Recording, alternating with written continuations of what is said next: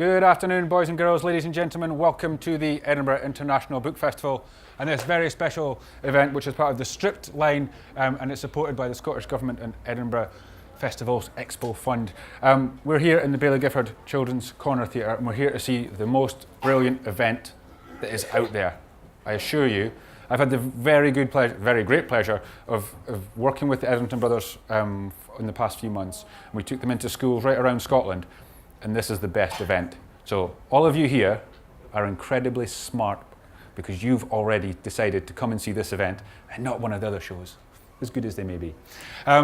We are here to see the Etherington brothers. They've written Baggage, Monkey Nuts. They also write for the Phoenix comic, as well as they've also written loads of stuff for Star Wars and Transformers and Kung Fu Panda and loads of cool stuff. So they're a bit shy, as you'll see. Shy men. Glasses, head down, spend their time writing comic books. So the only way that they are going to come into the room today is if we all give them a big clap. And we're going to start with a nice big slow clap. So everyone join in. So please welcome to the Edinburgh International Book Festival, the Etherington brothers.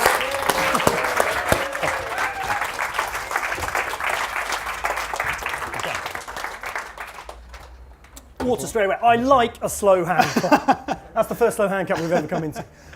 Good afternoon, everyone. We are the Etherington brothers. My name is Robin. This is my brother Lorenzo. Yo. And we create comic books for a living. This is what we do. I believe that's when the computer needs a kick at the back, is that right? That's what I was told earlier. Okay, you don't have to worry about that. We create comic books for a living. This is what we do every single day. When we wake up in the morning, over a nice bowl of cereal, we're thinking about comic books and graphic novels. At lunchtime, over a perfect cheese sandwich,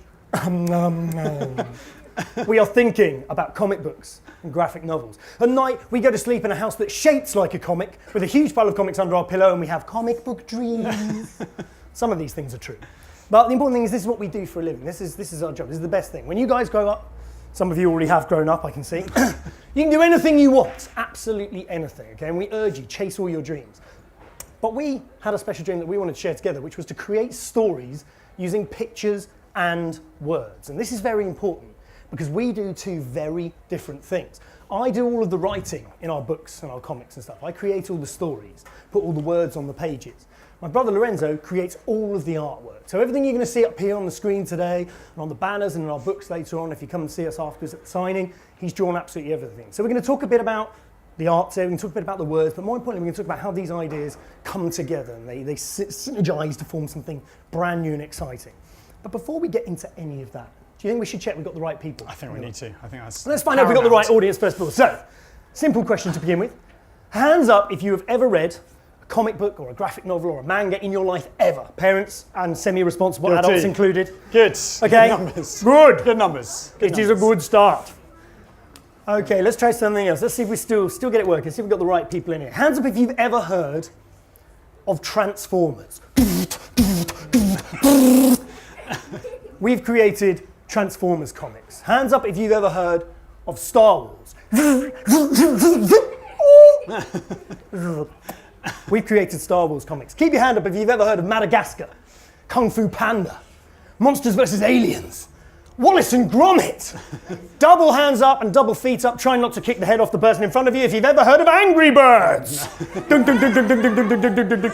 And relax. Only 3 concussions that time. Only 3 concussions, I like that. No heads actually rolling on the floor. Good start. We have created comic books for all of these characters and all of these worlds and creations, which is great fun, which we love doing. But they all have one thing in common, which is that we did not invent them. I didn't invent the Angry Birds computer game. I just took those characters in that world and told a new story with it. We didn't invent the Star Wars universe. We just took those characters and the Jedi and clone troopers and we told new stories with it. But the very best thing about drawing or writing or creating, especially when you work together with somebody like I do with my brother, is making up your own stuff, inventing your own stories. And this is what we're going to talk to you about today, give you lots of hints and tips to make your stories even better and your artwork even better, because this is the best thing. This is what we love doing. So let's get into this and have a little look at what we're actually going to talk about today in our big adventure show. Well, we're going to look at story starting points. These are ways to jump into creating a story. lots of different ways to enter it, and we're going to tackle them in different ways. We're going to have a look at a few of them. So here we go. We're going to look at genre. We're going to look at world. We're going to look at character. We're going to look at stuff.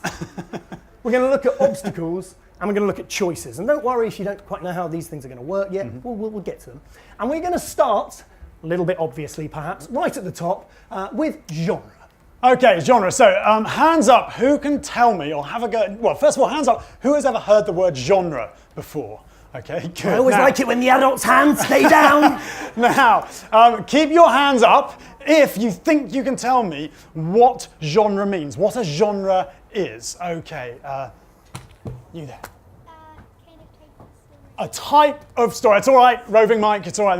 Nicely done, Rachel, nicely done. Not quick enough, not quick enough. A type of story. So a genre is exactly that. It's a type of story. So every comic book, video game, movie, book even that you've read, they're all usually based in a genre. And genres are really good for a couple of things. The first thing is that as a reader, you tend to kind of get your favorite types of genre. So, if you like not horror stories, if you like the horror genre, you're probably going to like a horror comic and a horror movie. And it works the other way for the creators as well. Creators tend to gravitate towards genres that they like working in the best. Okay, they might like fantasy or science fiction. There's all sorts of different genres. And so what genres do is they tell us a little bit about what we can expect from the story or the game or the comic we're about to experience. But there's something you can do with genres, but it's a little bit complicated. So to explain it, I'm going to go to my favorite thing after making comics, which is eating breakfast cereal. Hands up who loves breakfast cereal. Good, my people. Okay, so now breakfast cereals and genres are actually really similar. And you may not know this, but I'm going to show you how they are. So hands up if you can tell me your favorite breakfast cereal. Anybody's got a favorite breakfast cereal? This boy here.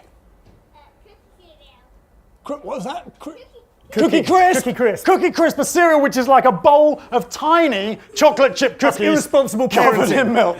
That's a good cereal. It's Okay. basically a packet of biscuits in a bowl with milk on it. Hands up any other people who've got their favourite cereals. Any other favourite cereals? Okay, roving Mike, we've got a hand right at the back. Yeah. Cocoa Pops. Anything that turns milk brown is good with me, okay? That's fine. Hold on, just think about that for a Go on. Anything that turns milk Any food brown. that mixed with milk goes brown, that's great. Yeah, I'm leaving that one. I'm not even touching that. Okay, so that is good. Right, so Cocoa Pops, Cookie Crisp, all brilliant cereals, very good if you don't like your teeth. And what these things are, what's really interesting about these cereals is they are a little bit like genres. You could have put your hand up and said Shreddies or cornflakes or anything like that. But every cereal, like each genre, has its own characteristics. If you love Cocoa Pops, it's because you love all the things about Cocoa Pops. You love that they're chocolatey, you love the way they taste, you love the way they go mushy in the milk. These are the elements that make that cereal what it is. Now, cereals and genres are great on their own. Horror is a great genre, romance is a great genre, cornflakes are okay, Cookie Crisp is awesome. All these things are great, but there's one thing you can do with breakfast cereals that you can also do with genres. Hands up who has ever mixed 2 breakfast cereals together. Oh yes! Hands up who's mixed 3. 3? Anybody done 5? 5? Some people have done 5 that haven't done 2. That's interesting. essentially getting a variety pack and ripping off all the tops and just going. Yeah, that's breakfast. Okay, so Great. now the interesting thing about that is now if you've got this bowl with these cereals mixed together, as you know, now every single spoonful is a little bit surprising. It's a little bit different. It's got a bit of this in it and a bit of that, and you don't know what you're going to expect. And it's loads and loads and loads more interesting, not very English, than the cereals on their own. Now, I think we can do something similar to that with genre. So that is the biggest warm-up. Yeah. To get to what we actually want to talk about. That's true. Okay, so, right, genre. So, let's say that we pick a genre. We've created an exercise where you start telling a story in one genre and then you throw it into another genre. It's like you're mixing those cereals together and it creates something quite interesting. So let's say we spun our wheel of genres. You guys can all create a wheel like this, break it up into sections. You put a different genre in each of those sections. You spin the wheel and whatever it lands on, that's the story you're going to start with. So let's say we spun our wheel and it starts on horror. So to begin with, we're going to tell a horror story that's exactly what we expect from a horror story. And because of that, because it's full of all the things we expect, it's going to have a lead character that we would expect to find in a horror story. So the lead character of our horror story, I'd like to introduce you to Bob the zombie. Yeah. Okay, good, right. Now, because Bob the Zombie is in a horror story, he is going to do the things we expect him to do in the horror story. He does three main things. The first is he likes to wander around looking for brains. Brains, brains, brains, brains, brains. Okay, good. Brains. Number two. Brains. Brains. Okay, good. Full circle. Number two, he likes to generally mooch around, being a bit gooey and a bit menacing looking. Brains. Okay, good. And number three, he likes to turn other people into zombies. Brains. Okay, right. Okay, so that's Bob the Zombie in our normal horror story. But let's do something different. Let's spin our wheel of genres. Hands up. Which of the other genres on the wheel would you like to see Bob the Zombie in? Okay, which genre would you like to see him in? Okay, romance. Who wants to see Bob the Zombie in a romance story? Yeah, okay. So, right, so Bob the Zombie has spent the past 2 weeks staring from the dumpster that he calls home at a beautiful zombie girl across the street. Finally, he plucks up the courage to go and talk to her. He climbs out of his house. Lovely, careful. On his way over, he spots on the ground what he thinks is the most wonderful token of his love to offer her. He picks it up. Nicely done. Okay, brushes off the dust and the hairs. As he walks towards her, his heart's beating in his chest. Well, he hasn't got a heart, but something's beating in there. He gets towards the zombie girl, offers her this gift, and says with passion in his heart. Brains? Very good. Okay, right. Passion in your heart is actually quite hard to put into words. Right, we've got 2 more genres. Hands up, which of the other genres would you like to see Bob the Zombie in? Okay, this boy there. You in the green top. Yes. Comedy. I get the feeling I'm already in a comedy. Okay, so having struck out with the zombie girl, Bob the Zombie decides that the way to get more popular is to become a stand-up comic. So he books an auditorium at the Edinburgh Festival. The audience is all filled, and Bob the Zombie thinks that he has the greatest opening gag of any stand-up show ever. Okay, he steps up onto the stage. A spotlight hits him. He shuffles up to the mic, clears his throat, and delivers what he thinks is the greatest opening line of any stand-up show ever. Brains? Right. Very good. Right, nice dance. Right, we've got 1 genre left. Hands up, who wants to see Bob the Zombie in a crime story? Yeah, okay, good, right. There's been a murder. Chief Detective Inspector Bob the Zombie is on the... Inspector, Detective Bob the Zombie is on the scene looking for clues. He studies the room, observing every tiny detail that might be related to the murder. Brains? Brains?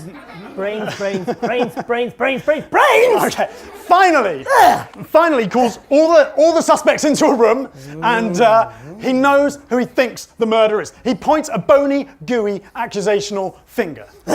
The only thing which has not yet been revealed is what the murder weapon was. Out of an evidence bag, Chief Detective Inspector PC Bob the Zombie pulls the murder weapon and says accusationally, brains? Brains! Can we have another round of applause for Bob the Zombie? Beautifully done. Okay, so the point of this is Professional actor, available for bar mitzvahs, weddings. So the point of this is that when you're creating stories, don't just stick to one genre. Throw your characters from one genre to the next, and it will instantly make you have to think of something really difficult and probably funny, and keep the story bouncing into new areas and keep it interesting for you and interesting for your readers. And you guys can all do this. Excellent. That's genre. Let's move on. World! World! Goodbye, Philippa Dickinson. World! World! That's my world voice. You need a big voice to say world, because obviously world's a big place. World is an amazing place to start telling stories. A lot of people think that, you don't often start with the world itself, but the world of a story, of any story, of a comic book, of a computer game, of an animated movie, of a show, is often a character in itself. It's often more important than a lot of the characters that you see because it affects all of their lives. Now, I'll show you what I mean when we're talking about this. Hands up if any of you guys have seen a TV show that's theme song sounds a little bit like this. The theme song. Yeah, okay, it's obviously The Simpsons, if you didn't understand that was a clearly perfect impression of the theme tune. The Simpsons, you've all seen The Simpsons. Now, hands up, who can tell me, where do The Simpsons live? Where do they live? Yes. Here. Springfield. Excellent, Springfield. They live in the town of Springfield. And you guys who've seen the show, you know everything about Springfield. You know it's got, a school, and you know it's got the corner shop, and you know it's got the home where our characters live, the Simpsons themselves. And it's also got a massive nuclear power plant right in the middle of town next to the children's play area. Fine, don't live there, but that's fine. But the point is, you know everything about this town, okay? And that's where a lot of the stories come from, but it's not important. The only important thing about Springfield is the name itself, okay? So let's have a look at this. Springfield. 2 parts to this name, spring and field, okay? Spring bit, we're not actually interested in. That's the unimportant bit. Let's break that off, get rid of that. Doing, doing, doing. Rubbish. Right. Okay, up here we've got field. We're left with field. Now, why is this important? Well, field is important because all across America, which is where Simpsons are supposed to live, there are lots and lots and lots of towns that end with the word field. It's just like in England and Scotland where you have places that end with the word ton or town. In France, it's ville. In Germany, it's burg. This field stuck on the end makes it sound like a real place, okay? And this is important when you're creating your characters and your worlds. If you can make your reader feel like it's not quite fantasy, that it's almost reality, that's a brilliant way to get them believing in what you're doing before you've even done anything. So we keep the field up here, but all we have to do to begin creating a world, to begin creating stories, is put something new at the beginning. And I'm going to show you how you guys can do this in 10 seconds flat. So, very simply, hands up if you have a pet at home. Any pets? We don't mind any pet at all. If you have a pet at home, okay, great. Now keep your hand up, and all I want to hear is a name for your pet, and it could be your personal nickname for the pet if that's funnier. The funnier or the weirder, always the better here. So any name for your pet that you've got, let's hear one, and we're going to go for this. Let's go for... What are we going to ask what type of animal it is? Yeah, we'll find out what animal it is first. That's good. Okay, let's go for start with the boy striped top here who's still conferring on whether or not he has a pet. Do you have a pet? Your brother doesn't count. Mine does, but yours doesn't. So what pet do you have? What type of animal is it, first of all? I've got 4 pets. You can only have one. You must choose one. That's greedy. You've got to pick one pet. One pet. So I've got 2 shrimp. You got 2 shrimps. Amazing. Automatic Best bowing. pet ever. Best pet ever. Okay, and Barley. Barley the shrimp. Barney. Oh, Barney. Barney, of course. Barney, of course. I didn't Barley get the that. Okay. shrimp. That would be ridiculous. The shrimp that's amazing. Okay. Where do you go with this? Barneyburg. Barneyburg. Okay? Sounds friendly. Barneyburg. Sounds friendly. But it's really friendly. Everybody in Barneyburg's just like this all the time. It's a great day. I love being Barneyburg. Here I am with my friends. Okay, Barneyburg, everyone's friendly. There's never an argument, but there's also no confrontation. When you don't have confrontation, you don't have stories. The best stories are where people have a difference of opinion, or they disagree, or there's something getting in the other person's way. In Barneyburg, it's just sunshine and flowers all day. Nothing ever happens, okay? But it's a start. Let's do another one. Different animal, different name. Let's go to this boy here. What type of animal do you have? You got two fish. One is my sister's fish. We just want to know about your fish today. Just your fish. Of your Leave fish. your sister out of this. What's your fish called? Oscar, Bosca, Diddley, Dosker. Oscar, Bosca, Sorry, Diddley, Dosker. That deserves one of them. One of those, please. That's good. Do I even need to start telling a story? Oscar, Bosca, Diddley, Dosker town. Okay? That's great. Everybody speaks in rhyme. Everybody speaks in rhyme. Yeah, you can't. Don't do that. Because now, I'm not going to suddenly. I can't do it. Everybody speaks in rhyme all the time. There we go. But the point is, yeah, brilliant. Everyone speaks in rhyme, but it gets really hard after a while. You know, rhyming's easy to begin with, and then after a while, you can't think of anything that rhymes with oranges. Try it. Don't say lozenge. That doesn't work. Don't think of any more. There's no more. Okay, interesting. I'll take one more, and then we'll move on. The very last pet, and this has to be. Only put your hand up if you think you've got a particularly good, funny, or weird name. Okay? It's going to be tough. Because we've just had Oscar, Wosker, Diddley, Dosker. Okay. So here we go. We think we've got a contender here. What type of animal is it? You got a rat. Wait a minute. Shrimp, fish, rats. This is brilliant. What a menagerie of odds. Doesn't anyone buy dogs anymore? Yeah. What you got then? What's this rat's name? Wiggle. Wiggle the rat. You You did this one. Wiggleville. Wiggleville. Wiggleville, brother. Everybody's always on the move. Wiggleville. Which is okay until you try to do something like precision work. That was opening a can of something. Okay. Yeah, you try and make a milkshake doing that. Not going to happen. That's all they can make. The point is, Frying Ridiculous, funny, either way. The nice thing is, it's really, really quick. You didn't have to do anything. You just stuck the name of an animal in front of one of those endings and you started to create stories. And the nice thing is if it doesn't work, you just change the name. Or if you don't like the ending, change it to something else. Make it work. But that is creating a world out of absolutely nothing. And people use this all the time. But once you move through world, we actually keep the theme going here because somebody's got to live in your world. So we move to one of the most obvious areas, but maybe, which is character. Okay, so we're going to do a little exercise in a minute about how to create a character which instantly creates it in the middle of its whole entire story, which is really great and really easy. But before we get to creating stories with character, I want to talk a little bit about drawing characters. Now, I'm not going to sort of tell you how to draw a character because that's a bit boring. What I'm going to try and talk about is the way to think about your characters when you draw them. So your job when you're comic artists, if any of you guys have had a go at making your own comics, your job as the artist is to try and communicate as much as you possibly can about who your character is, how they might act, how they might behave as you can in the way you draw them. You're trying to encapsulate who they are, where they come from, what type of person they are in your story with the way you draw them. So before your readers seen what they're saying in their speech bubble, they think they know a little bit about the character.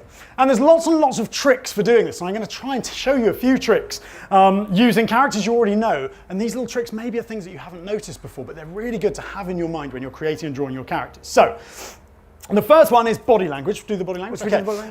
Body language is a really interesting thing because it's basically the way your characters reveal how they feel by the way they stand and move. Should we do a little exercise on this one? Okay, right. I'll show you how this works. Okay, you guys, you saw me playing Bob the Zombie, and I think you'll all agree that was pretty good acting there, wasn't it? You could really smell my rotting flesh. Now, this is your chance to do a little bit of acting, but the best thing is you don't even have to move from your seats. Okay? Yeah, all I want you good. to This do is the easiest acting. It's easy. All I want you to do is show me, okay, by the way you sit in your chairs, how you would be sitting if instead of us standing up here talking about, this interesting stuff, I was in fact standing here telling you the best way to tidy your bedroom. So show me how you'd be saying, there's only one way to fold the sheets and you've got to make sure you get a really tight fold on that corner. And I don't know if you've ever been shown how to professionally fluff a pillow. Good slouching. It's a little bit like playing an accordion. Okay, good. Some people are almost vertical. Now, that's good. Now show me how you would be sitting in your chairs if instead of talking about that, I was telling you how to get free sweets for life. Body language! Body language! Okay, that's it. Now, the great thing about body language is it kind of, we're not in control of body language. It quite often reveals things that we don't want people to know necessarily. But it also is something that's with us all the time. So let's imagine you're at school and your teacher has asked you a question. And you sort of think you might know the answer, but you're not really sure. But you're going to have a go because it's always good to have a go at least. So you put your hand up, but you don't really want to be picked. And so this is the way you put your hand up. You hunker down in your chair and you just about that much of your hand comes Hello. Hello. And you don't really want to get picked and you hope you won't get picked in case you get it wrong and your friends laugh. But if the teacher asks you a question about something that you really care about, you're really passionate about, and you really want to answer, and you really want to be the one that's picked so that you can show that you know what the answer is, well then you're coming up out of your chair and you're like this and you're wetting yourself a little bit on the way up because you're so excited, and that is body language, okay? It's how we show how we feel with the way we move. So when you're creating cartoon characters, comic book characters, think, are they brave? Do they stand like a brave person would, like that sort of feet apart looking confident? Are they sort of sneaky, sort of like that? Are they sort of curious, they put their limbs ahead before they put their head through the door? Are they Is that curious? Is that curious? That is curious. What's in there? Oh, it's on fire. Leave that one alone. And so, or are they kind of romantic? How do they stand based on how they feel? And if you start thinking about that all the time with your characters, you'll just give them loads of personality before you do anything. So that's the first thing you can do with characters. Second thing is to use all the little bits of cartoon characters that you think are just there because that's the way the character's drawn.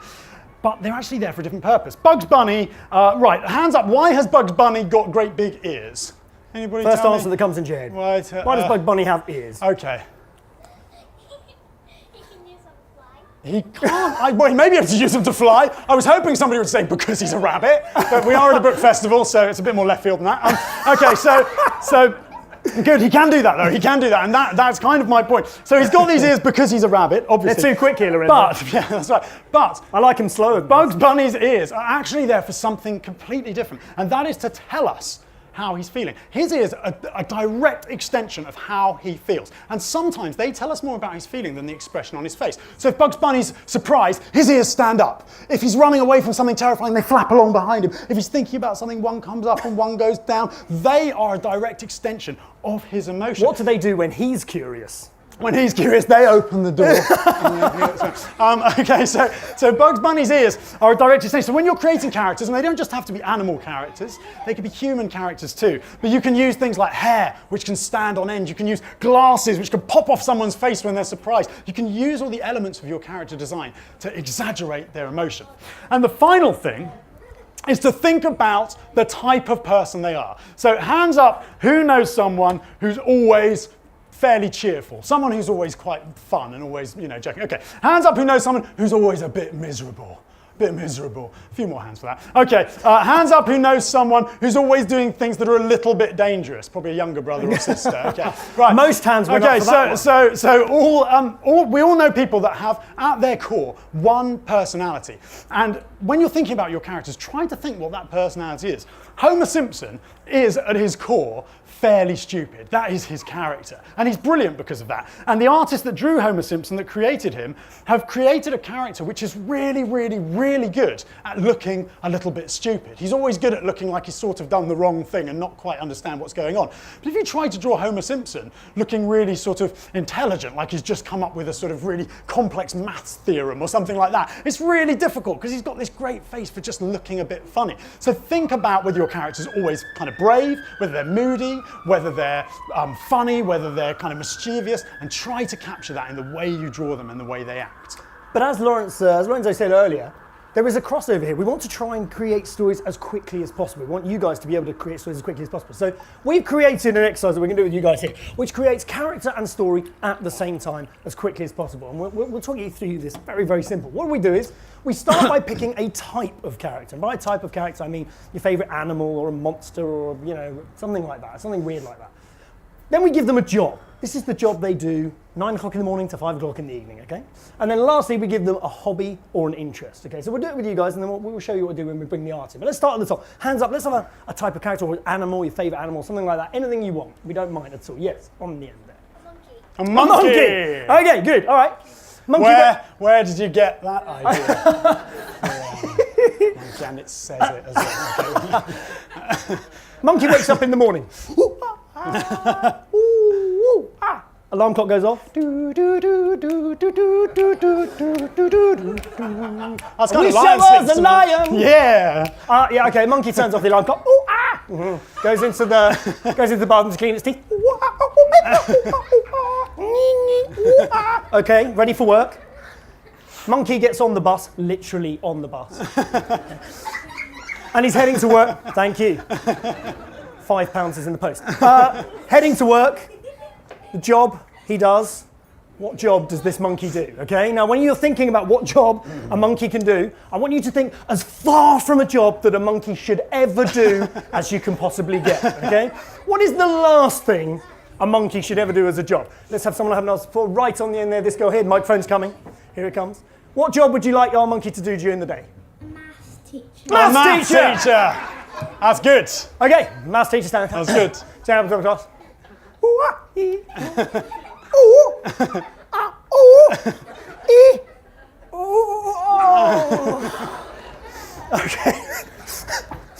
That's ridiculous, isn't it? Okay. Monkey's going to have trouble with the big numbers, isn't he? Okay. I did sort of make a 2 there, but let's not worry about that. And I reversed it as well. That's clever. You could have done it like that. I could have done. Ooh, yeah. Ooh. Okay. Monkey is a rubbish maths teacher, but this monkey has a dream. Yeah, he hates teaching maths. He's got a secret dream. He hates teaching maths. He has a dream. He has a hobby or a passion that he would love to be doing more than anything else. What is this monkey's secret dream? Now, the important thing here again is go as far from anything that a monkey would have as a secret dream or a hobby as you possibly can. Okay, let's have on the end here. Boop, straight. A scientist. So he's struggling as a maths teacher. Wants to be a scientist. Let's go a bit further away. Let's go further from that, because that was in a similar field. And what we always try fun. and do is you always try and go as far as you can. So that would have been good for the first one, but don't use it now. So something much different from this. Get out of the classroom. Yes, here. Doctor. A doctor. Okay. A doctor. Similar problem, doctor. Okay. Let's say a vet. Good. Okay. Monkey there. Okay, yeah. In comes the lion, you know. King of the jungle. You're my turf now. Okay. Monkey's going to take revenge for all the years of smackdowns in the jungle. All right, let's start again at the beginning. Now you know how this works. Let's see how creative we can be. So another type of character. Monster, creature, Could be monster, insect, creature, animal, insect, anything you ghost, want. anything. Let's have our type to start with. Let's go girl at the back and the inside there. Microphone's coming. What type of character would you like to begin this A ridiculous? horse. A horse! A horse! Good, never had a horse. Good, good. Let's see how that works. Okay, horse wakes up. I've got to quit smoking. Alarm clock goes off. Yeah, turns off the alarm clock.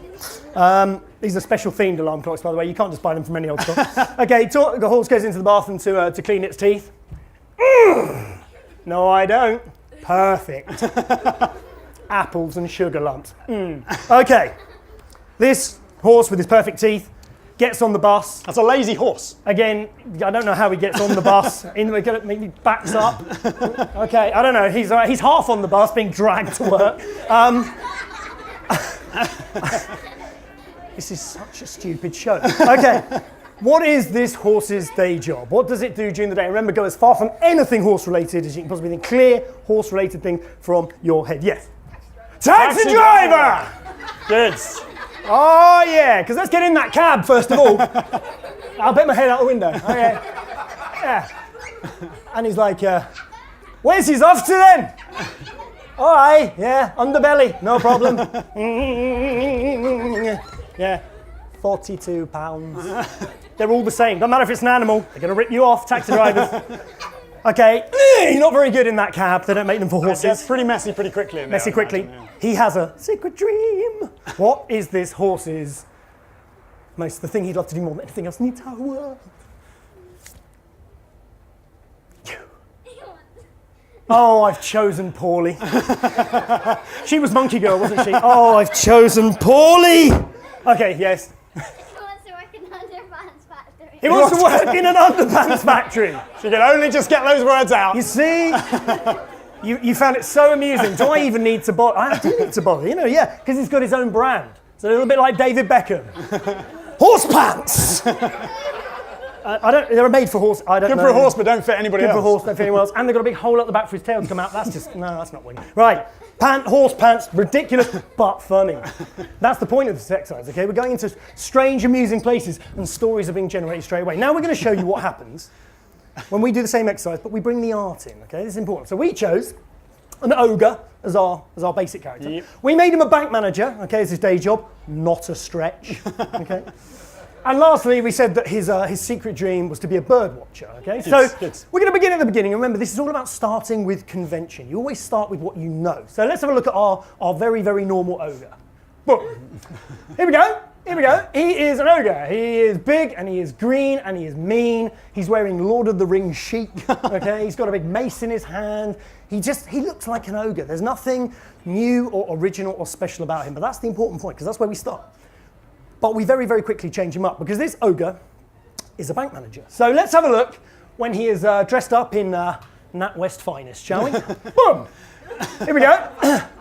On his way to work. Now, the important thing is we've started to add some props, we've had some details, and things are changing on the screen. First of all, he's got a little tiny hat up here, too small for his head. It's cramming on his head there. He's got a shirt now, but it's untucked, so it looks a little bit uncomfortable. He's got a briefcase, the papers are spilling out of it, and importantly, his expression has changed, okay? Back here, can it go backwards? No, it can't go backwards. Yeah, it can go backwards. Here, he's got a mean, malicious kind of look. Here, oh, someone stole my donut. Okay? He's not happy, okay? He's not happy. This is important. But he has a dream, remember? This job doesn't work, it doesn't fit. But he has a dream, he wants to be a bird watcher. So let's combine those elements, but keep the day job in there. That's what makes it really interesting. Bam, we get this guy. Okay, so what's going on up here? Well, his hat now has I heart birdies written on it. He's got a little notebook in his pocket here that says, birdies I saw. Importantly, we've stuck a carrion, a giant carrion on his shoulder, and that has changed his silhouette. And a character silhouette, obviously, is the outline. If you filled in all the detail black, you can see who they are. Well, his actual shape has physically changed by adding his hobby. And the papers are still falling out, the shirt's still untucked, but his expression's changed. He's got this big smile now, and that's because, who's peeping you? He's got a tiny little bird in his pocket. And whereas before, this expression is directed, boom, at his job, the thing he hates, and it's all falling to pieces. Well, now you look at this guy and you're like, he's happy, and these papers are falling out because he's not paying any attention to his job anymore. He's found the thing that he loves to do, and he's bringing that into his life. Now, the great thing about this exercise is you can do it in 10 seconds, and you create multiple stories. You know, story one is, how did an ogre ever become a bank manager? Okay? That's a good story in itself, but how does an ogre bank manager ever get to realize his dream of being a bird watcher? You know, you can jump in at any point, and we did that in 10 seconds, and you can just keep doing it. And if one of the elements isn't funny enough, horse pant factory.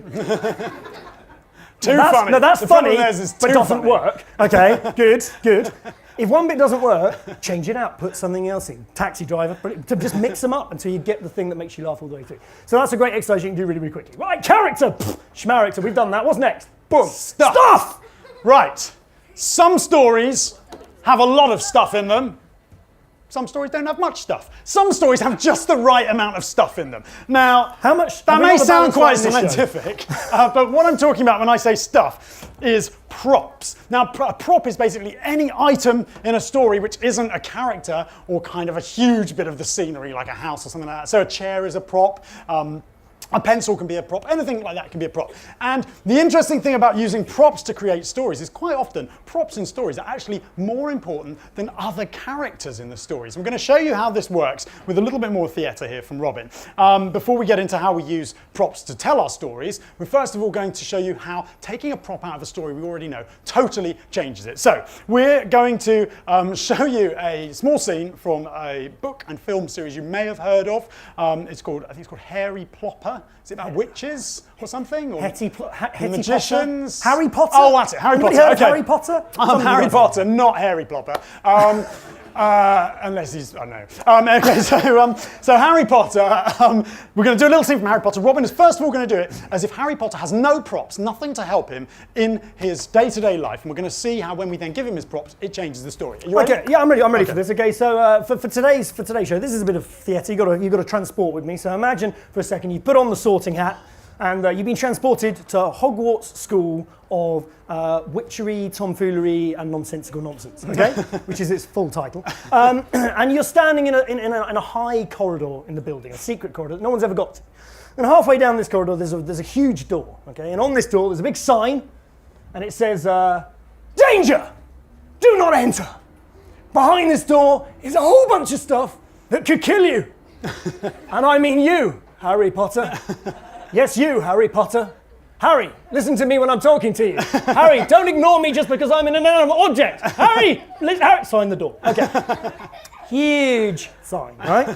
Now, I'm going to play Harry Potter discovering this door and this sign with no stuff, no props. And today I'm going to play a French Harry Potter. Oh, because they are underrepresented in the Harry Potter franchise. Okay, so here we go. Harry Potter discovering the door. Alouette, gentille alouette, alouette, that's a law! Look at this door! It's a mighty fine door, and look at this sign. Let us have a little read of this sign. Danger! Do not enter! Behind this door is a whole bunch of stuff that's gonna kill you, and I mean you, Harry Potter. You, Harry Potter. Harry Potter, I'm talking to you. Harry Potter, pay attention, Harry Potter, blah, blah, blah, blah. It's a good sign, it's a big sign. It's a good sign. I must pay attention to this sign. I do not know what is behind this door. You know, it says that there are things that could kill me. Me, the most beautiful French Harry Potter that ever lived. I do not want to go in here, but not only do I not want to go in there, I'm going to go around this school and tell all of my friends, and even my enemies, not to go through this door. I don't want anybody to be, it's a good sign, it's a good sign. Oh, it's a good sign. Exit Harry Potter. Okay. Good. Should we give him some props? Let's give him some props. I'm propped up. Okay. Now, finding this door, I treat things a little bit differently. I'm a little bit more like, hello, door! Oh my goodness! A whole bunch of stuff that's gonna kill me. But don't worry, because I've got a twig. Stay back, I've got a twig. It's a unicorn hair twig. And I'll twig you in the eyes. And I'm gonna twig you in the goonies. And I'm gonna flick around and twig you at the bottom. A twig. Ridiculous. Okay, so as Robin ably showed there, when you take the props out of stories, the stories not only don't work, they completely change. If you took the wands or twigs out of Harry Potter, it doesn't work. If you take the lightsabers out of Star Wars, tons of Star Wars doesn't work and you have to put something else in its place or change the story. So that is how important props are. But let's see if we can do a little exercise where we use a prop to change our own story. So first of all, hands up who's ever been to the beach or the seaside. Beach or the seaside, okay, good. Now, Oh, hang on, their hand's still down. well, we're a long way from the coast here. No, they've got a beach here. So they probably have, but forgot. So I hope. Okay, so keep your hands up if you can tell me one thing, one prop, one item, one thing that you definitely do want to take to the beach, to have a nice time at the beach. What do you definitely want to take to the beach? Okay, you there. A spade. Great. Good for digging all sorts of holes and of any size, and also for making sandcastles, things. Spade, great thing to have at the beach, brilliant. Now, put your hands up, tell me one thing you would definitely never pack to take to the beach. Something you'd never ever take to the beach. Okay, this girl over here, the mic's coming. Mic's coming. Something you'd definitely never take to the beach. A tarantula. A tarantula or a tyrannosaur? A tarantula. A tarantula. Good. When I'm going for a nice day out at the beach, I seldom pack spiders to make my day go well. Okay? Sometimes, but it's very seldom. So, okay, so that's very good. Now, let's try it with a real live story that's happening live. Let's jeopardize a character and see if changing a prop can totally change what happens. So, Robin, how do you feel about skydiving? Well, I've never really given skydiving much thought, but if it was offered, I might give it a go. We're going to have a go now. Robin's going to go, well, parachuting, let's say. Robin's going to go parachuting. Hands up, what is the one thing Robin, listen to the words I say here, definitely does want in his backpack when he goes parachuting? Okay, sort of helping a bit. What do I want in my parachute? A parachute. Yes! He's a sharp one, this one. Okay, so definitely do want a parachute. Now, remembering Robin's life is at stake, so get creative. What is the one thing he definitely does not want to find in his backpack when he goes parachuting? Okay, this boy here on the end. No parachute, that's sort of not a thing. Let's have something that's in there instead. An anvil!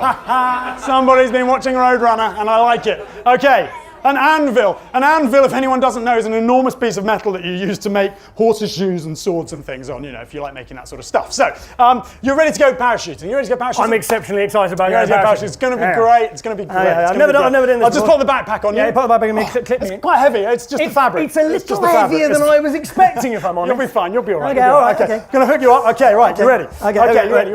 30,000 drop zone. 30,000 feet above the Edinburgh Festival. Okay, I can just see a bunch of children who should be laughing more, and I'm going to try and land on them. Okay, don't be nervous. There's disinterested parents. I'm aiming for them. Okay. Here we go. Okay, everybody's nervous on the first jump. You'll be okay. I am a little nervous. You'll be okay. Okay, you ready for this? Okay, ready. 3, 2, 1, go! 1,000, 2,000, 3,000, 4,000, pole! An anvil! An anvil! Dead. Who crops up in that scene? Brains. Who? Brain. Yeah.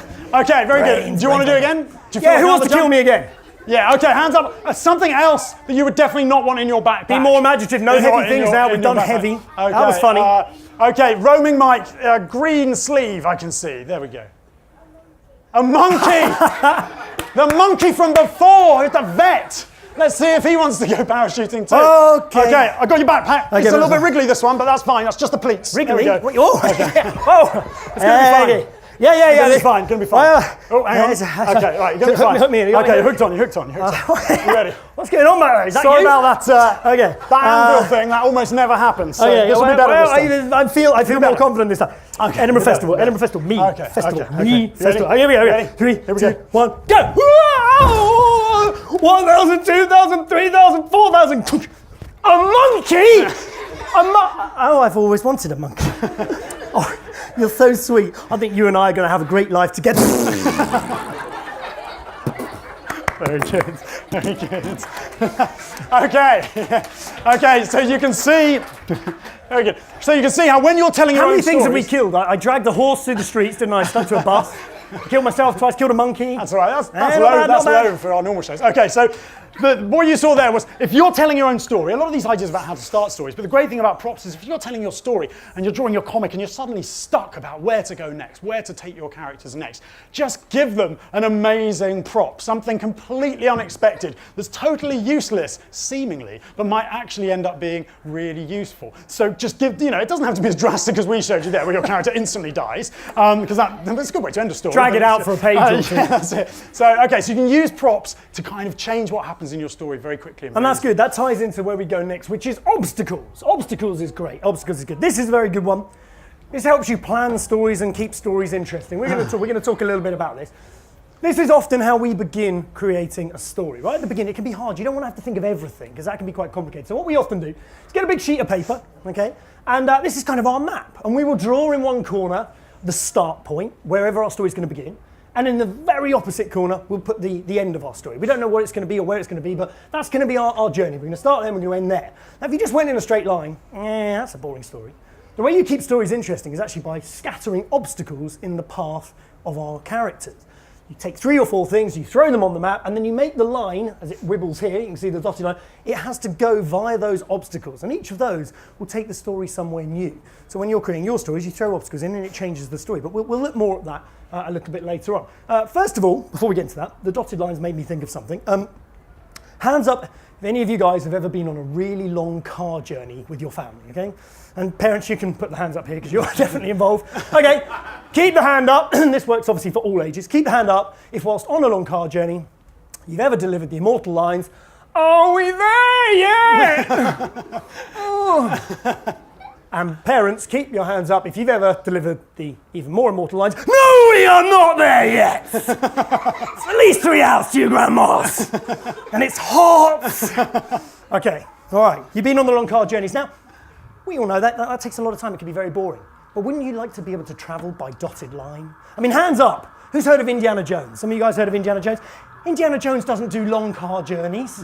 He gets in a plane or a train, and as soon as he gets in, a dotted line appears and goes, and he gets out and goes, "Oh, that was quick. Here I am." Hands up if you'd like to be able to travel by dotted line. Instantly do it. You're not going to sell many ice creams going that fast. Because now, that car journey is entirely changed, because there you are, you sit down in the back and you're like, "Are we there?" Yes, we are actually. Yeah, we're at the beach. Why have you got that spider? You're always bringing the spider. You're a very strange child. Where's Grandma? Right. Okay, so that would be great, obviously, the dotted line. But it doesn't matter if you travel by dotted line in a story, because you are still going to run smack into an obstacle. And the journey is always less interesting than these moments. And obstacles can be all different kinds of things. There's a few examples up there on the board. Obstacles are there to stop your character progressing. They have to deal with something, move on, create something, interact with characters. They're always interesting. And I'm going to show you guys how quickly you can do this, okay? Hands up. I want you guys to give me an obstacle, an interesting obstacle. When are you guys back at school? Are you already back at school? You back at school yet? Yeah, you gone back to school? Okay. So Monday, you're going to school. Not Monday, bank holiday? Not bank holiday here. Is there a bank holiday here? Okay, Tuesday. Okay. Doesn't matter. Next school day, okay? You wake up in the morning, okay? You're just about to set out by scooter, by car, maybe riding on your parents' back. I don't know. Your choice how you travel. Just about to set out. What obstacle could stop you from getting to your school? Anything you want. It could be as normal as you want or as weird. What could stop you guys from getting to school? This boy here, haven't heard. Sorry? Dragon. Awesome. That always gets in the way of getting to school. Massive dragon. Because there you are with your dad or your mum, and you're just like, would you look at the size of that thing? I mean, I remember him when he was that big, but they do grow up, don't they? They grow up. And he's looking right at me. And he looks a little fiery today. Okay, yeah, dragon. You've got to work out to get past that. You've got to work out to get past it. Good. Another obstacle. What else could stop you on the way to school? Yes. A road. A road could stop you. Okay, now I've got to think creatively because roads actually take you to school. Okay, let's say a road that drops off the end of the earth. Oh, yeah, that one. Okay, grand. Yeah, that one's annoying. Travelling down the road, happily, with your parents. Are we there? Yeah! Okay, good, like it, excellent. Right, you could keep doing that all the time. The point of obstacles is that they take characters you know and they make them do something different. It has to take the story in a slightly different direction.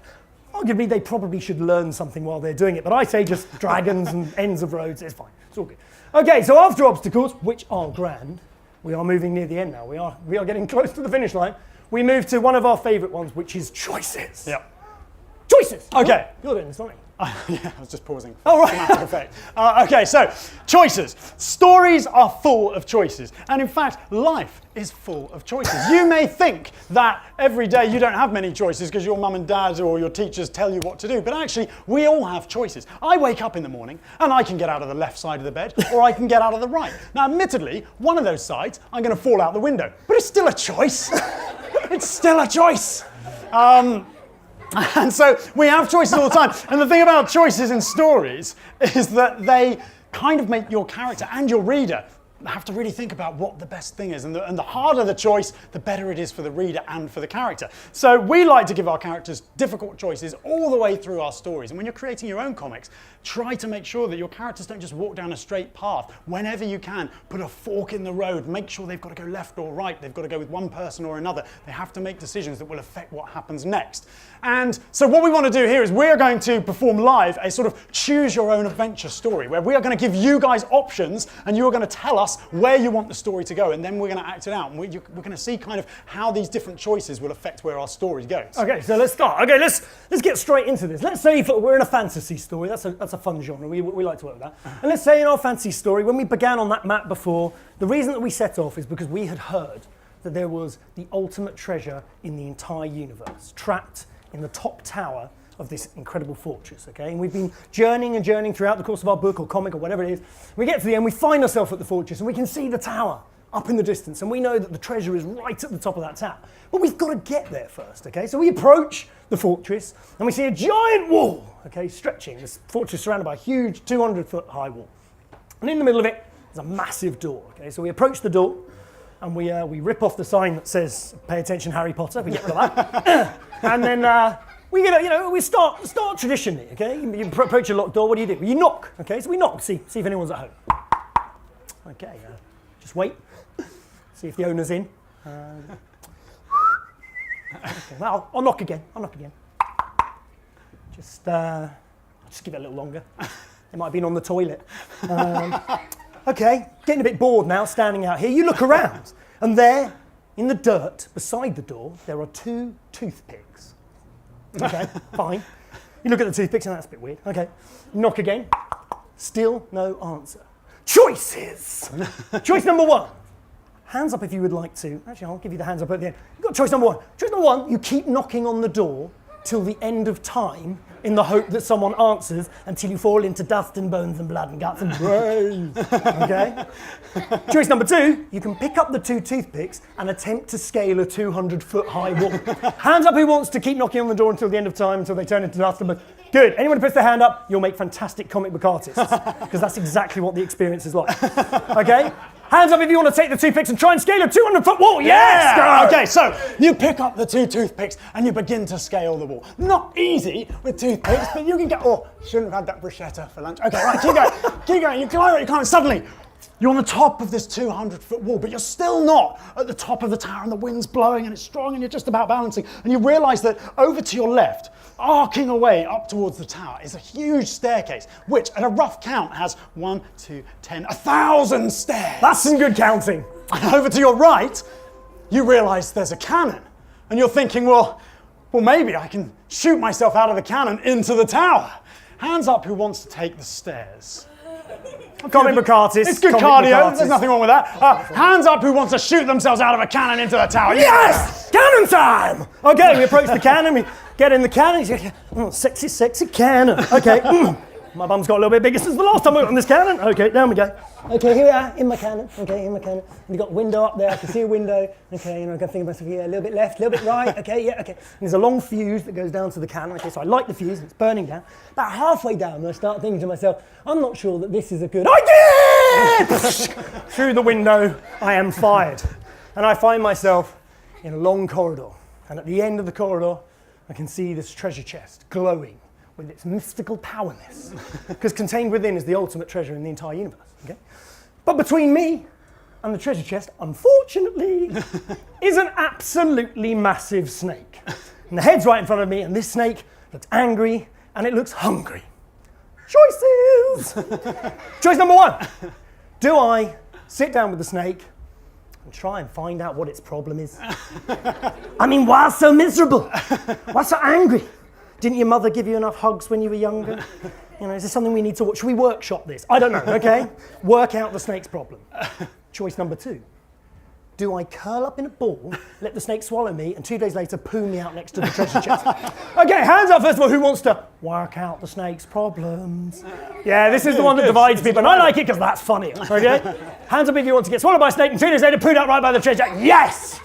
Okay. What have we proved? I'm not sure. So the point of that is that you guys then were our readers, okay, for our story we were making. And every step of the way, you as the reader always wanted the most ridiculous, the most dangerous choice to be the one that the character took. So when you're creating your stories, have that in mind. Think about not only keeping the story interesting for yourself, but also for your reader. Try to always keep putting your characters in peril or in humorous situations or in dangerous, funny situations. Mix it all together. The choices are really important, and the more difficult that choice, the better it is for your story. So that brings us to the great treasure at the end of the road. Now, we've talked a lot about all the things you put into stories, all the things you draw, the things you write when you're creating stories. But there's actually one thing that a lot of writers do, a lot of artists do, which is to not tell their readers stuff, to not show them things. Sometimes the most terrifying moment of a horror film isn't when the big gooey monster comes through the door and says,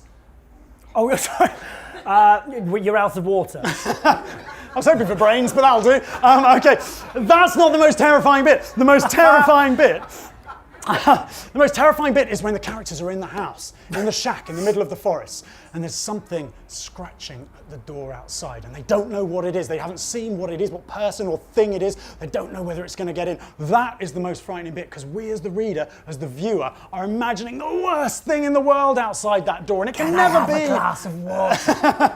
it can never be as frightening as we can imagine it. Scary when I do it like that. Frightening. But so that's the thing, and so what your readers do there is they're investing in your story. They're filling in the blanks. They're imagining what they would put in there, and that's a really good way to write and draw stories, to not tell your reader everything. I'll give you an example of how this works, of how we all fill in the blanks differently based on our own interests. If I said to you, in this treasure chest is the greatest treasure of all time, the thing you want in the world more than anything else, hands up, what do you think? Parents needing ideas for Christmas list, get ready. Hands up, what you think is in this treasure chest? Any ideas? Okay. Okay. What would you like to find inside this treasure chest? Let's go. Okay, at the back there with the glasses, I think. Yeah.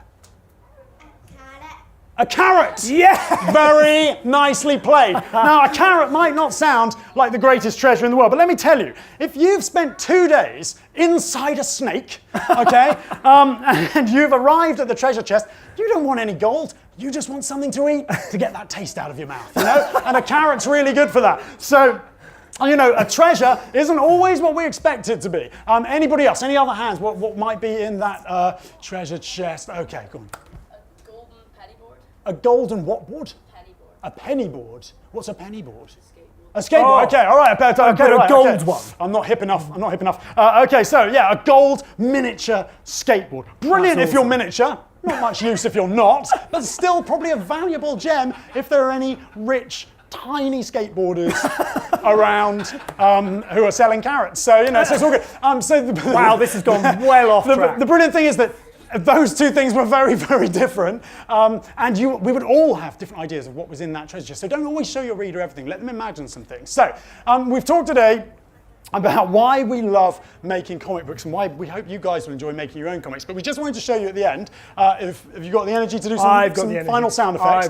Robin is going to be my sound effects man, and we're going to just show you just a tiny, tiny example of the millions of things you can get in comic books. And this is why we love comic books, because anything you can imagine, you can put in there and you can make it real. So, in comic books, you ready? I am so ready. You can have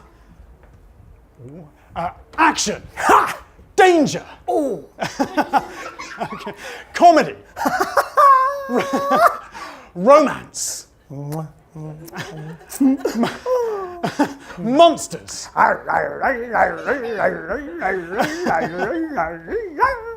mayhem, heroes, villains, Brain. Magic. Zing. Explosions. Unusual hats. Oh, would you just look at my hat? Look at my hat. You ever seen a hat like this? This is one unusual hat. I love this hat. Wild beasts. Brain. Cursed sausages. Sizzle. Wait a minute. Cursed Have another. sausages. Cursed sausages. Sizzle. That's good. I'm not good at Okay. anything. Legendary weapons. Sizzle!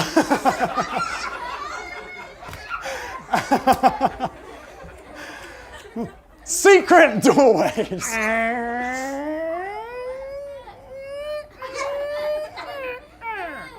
Chainmail underpants. Yep. That's going to chafe. Oh, wait. Don't play volleyball wearing these. Oh.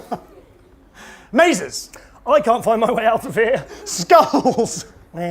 Surprising occurrences. Something happened. Traps. A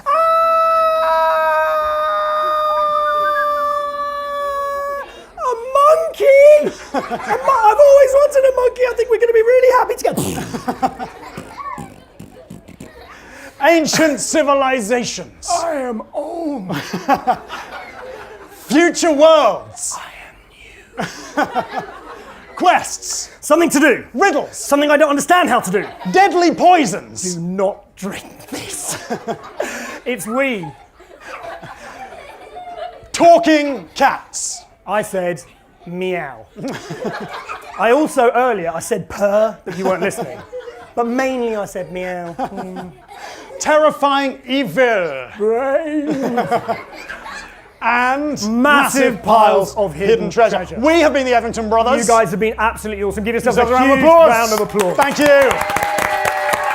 Well done. Well done.